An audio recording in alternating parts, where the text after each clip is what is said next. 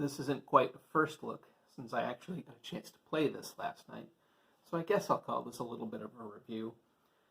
Wanted to show off the Rocketeer Fate of the Future. This was a gift from my wife. It's from Funko Games. Even the inside cover has a map of the city. I love it. I love the art. The visualization of the Rocketeer is just swell.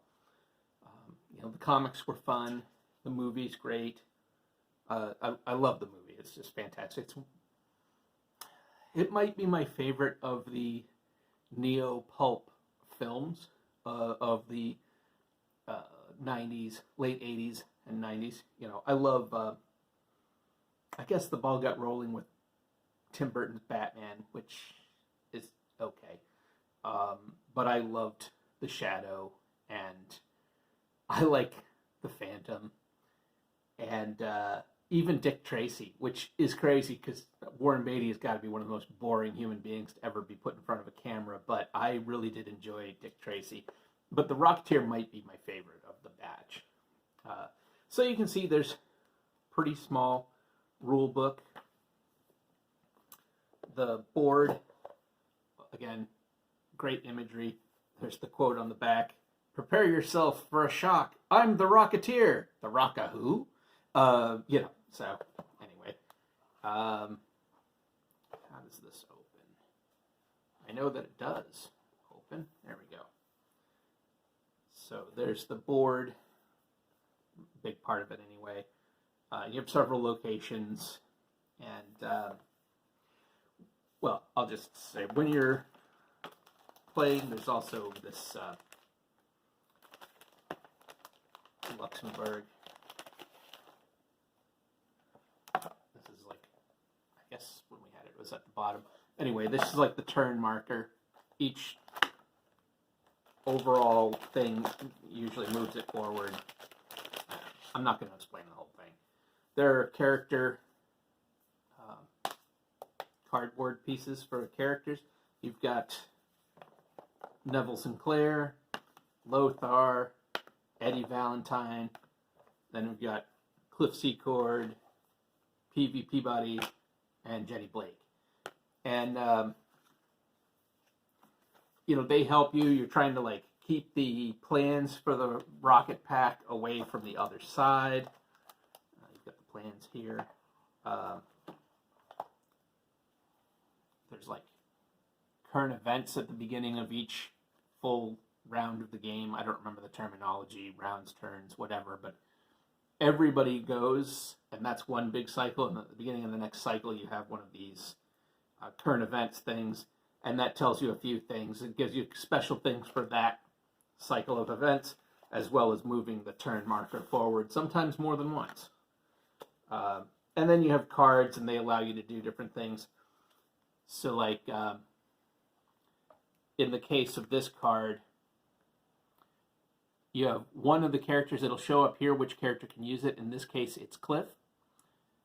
Cliff can use this either to move one space and possibly brawl one for one strength, and there's stuff you can do to add to that, or could spend 2 clout markers to do this special thing, which is brawl for 2 points, and it says, after the tussle, Sinclair may swap locations with Lothar or Valentine if they are not knocked out. So, it's different things like that. It gives you, over the course of the game, that would make more sense to you when you're playing it, but you have, you select which character you want to go, and that character can use cards only that have their designation. Now, sometimes there are cards with more than one designation on it. In fact, there are some with 3 designations on it. And there's reasons for doing different things like that.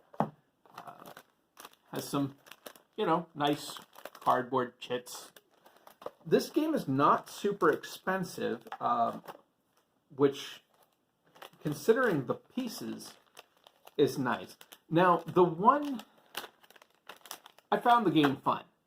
The one kind of drawback, I'm going to point out a drawback, is that the rule book does not feel comprehensive. During the play that we had last night, we definitely ran into things that seemed like they probably would have come up in playtesting that are not addressed in the rule book. You can see it's got some cool figures, though. And I think that is it's a bit of a bummer. PV here. Let's see if I can get it to focus in a little bit, maybe. No. Neville Sinclair. If I still did miniature painting, I would definitely, Valentine, I would definitely be painting these guys up. I love that they did Lothar, because he's clearly supposed to be Rondo Hatton, and I love that. I love watching the older movies, and you find some of the actors like Rondo Hatton who just always add something to a movie, and so it was cool that they have that character. There's also a piece for the Zeppelin, and you just have it down at the end of. Well, I'm not going to put it together, but you have the Zeppelin. And it doesn't really make a big difference. It's just the turn marker, but it's cool. Zeppelins are cool, man. Anyway, I did think that the game was fun. We played a couple of games of it, and it's definitely fun. I would like to see, and I don't know if it's out there, I would love to see like a question and answers or something to see if perhaps there's post-play testing results, maybe some errata or something like that. Because there's definitely places you feel like it's missing a little something.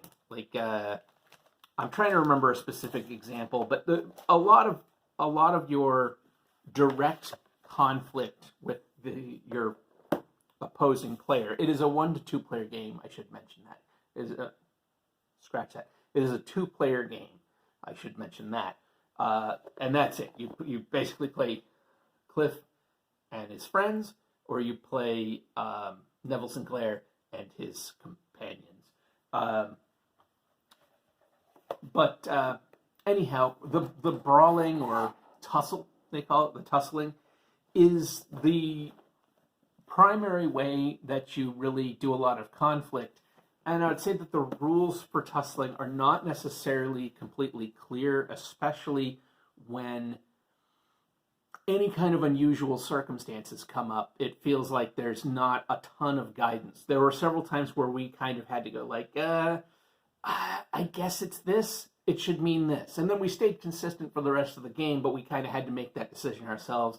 And, I've played board games for a long time, so I usually have an idea of like where they're leaning. But when it's not in the book, it can make it a little bit challenging, especially for folks who have a different opinion on how that should go.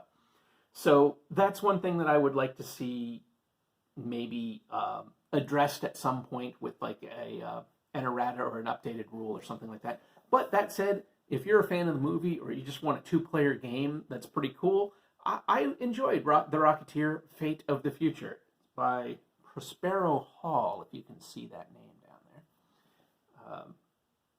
there. It says 2 players, age 12 and up. That seems about right. Yep. All right. That's it for now. Take care.